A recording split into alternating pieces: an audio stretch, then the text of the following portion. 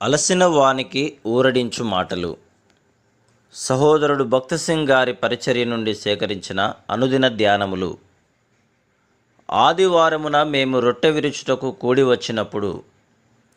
అపోస్తుల కార్యములు 20వ అధ్యాయము 7వ వచనము. ప్రతి ప్రభుదినమున ఆరంభకాలపు విశ్వాసులు రొట్టె విరుచుటకు క్రమముగా కూడి వచ్చుచుండిరి. ప్రభుదినమున అందరము కూడి వచ్చుటలో గల ముఖ్యోద్దేశం ఏమనగా, మన ప్రభువు మన రక్షకుడుగా నగుటకు చెల్లించిన క్రయమును, ఆయన రెండవ రాకడలో మనలను ఆయనను పోలిన వారముగా నుండుటను జ్ఞాపకం చేసుకొనుట కొరకే. ప్రభువు బల్లలో మనము యోగ్యముగా, క్రమముగా, నమ్మకముగా, దీనత్వముతో పాలు పొందిన ఎడల ఆత్మీయముగా ఎదగగలము. ఆయన దృష్టిలో మనమందరము సమానులమని, అందరికీ సమాన ప్రవేశము గలదని జ్ఞాపకము చేయుటకే మనము బల్లను మధ్యలో ఉంచుదుము. బల్ల యొద్ద మనమందరము ఆయనకు సమానముగా ప్రశస్తమైన వారమని, సమానముగా అవసరమైన వారమని, సమానముగా ముఖ్యమైన వారమని క్రీస్తు శరీరం యొక్క మర్మమును అర్థం చేసుకుందుము. ప్రభువు బల్లలో ఆయన మన ఆహారము, పానమని, ఆయనలో మనము సంపూర్ణముగా తృప్తి పొంది ఉన్నామని సాక్ష్యమిచ్చుటకే పాలు పొందుదుము.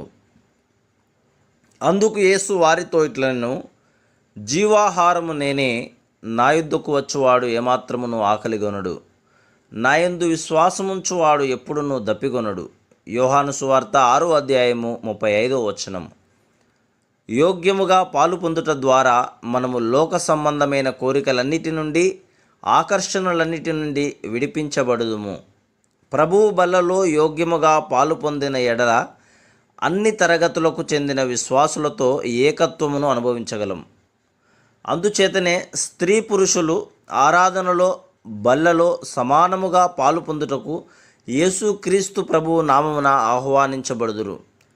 తిరిగి జన్మించిన వారు, పాపక్షమాపణ పొందిన వారు, యేసుక్రీస్తు ప్రభువులో నిజమైన సమాధానమును కనుగొనిన వారు, ఆయన రాకడ కొరకు ఎదురుచూచువారు బల్లలో పాలు పొందవచ్చును. కానీ వారు పరిశుద్ధమైన చేతులతో, మంచి మనస్సాక్షితో, పవిత్ర హృదయముతో పాలు పొందవలను. 1 కొరింథీ 10వ అధ్యాయము 21వ వచనంలో అపోస్తలుడు 2 బల్లలను గురించి మాట్లాడుచున్నాడు. ప్రభువు బల్ల, సాతాను బల్ల. మీరు ప్రభువు పాత్రలోనిది, దయ్యముల పాత్రలోనిది కూడా త్రాగనేరరు. ప్రభువు బల్ల మీద ఉన్నదానిలోను, దయ్యముల బల్ల మీద ఉన్నదానిలోను కూడా పాలు పొందనేరరు. లోక సంబంధమైన సంతోషము, సంగీతము, కార్యకలాపములు, సమావేశములు, జీవన శైలి, పుస్తకములు దయ్యపు బల్లను సూచించుచున్నవి. ప్రభువు బల్ల దేవుని ప్రణాళిక, ఆయన సంఘము, ఆయన ఇంటిని గూర్చి తెలియజేయుచున్నది. రెండింటిలోనూ మనము పాలు పొందలేం. దయ్యపు బల్లలో మనము తృప్తిని కనుగొనిన ఎడల ప్రభువు బల్లలో పాలు పొందలేం.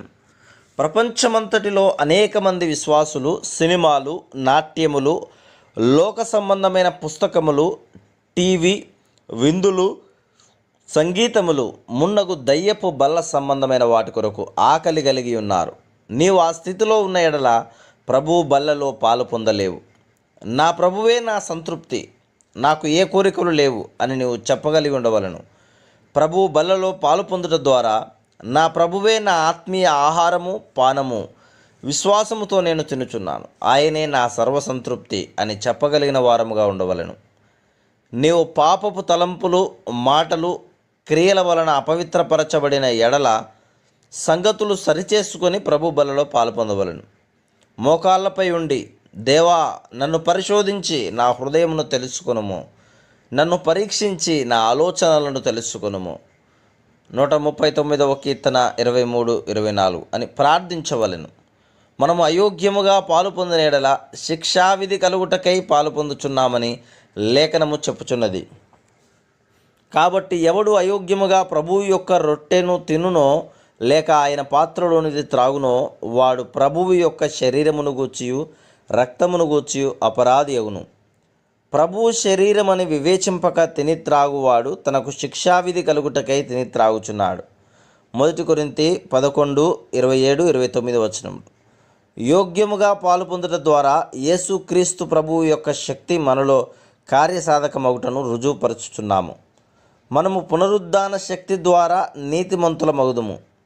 ఆ శక్తి ద్వారానే లోక సంబంధమైన శోధనలను జయించగలము. మన ప్రభువైన యేసు మన అపరాధముల నిమిత్తము అప్పగింపబడి మనము నీతిమంతులముగా తీర్చబడుటకై లేపబడెను. రోమా 4:24-25 వచనములు. మనలను మనము పరీక్షించుకొనిన తర్వాత దీనులముగా కృతజ్ఞతతో, గౌరవముతో, విశ్వాసముతో ప్రభు బలలో పాలిభాగము పొందవలెను.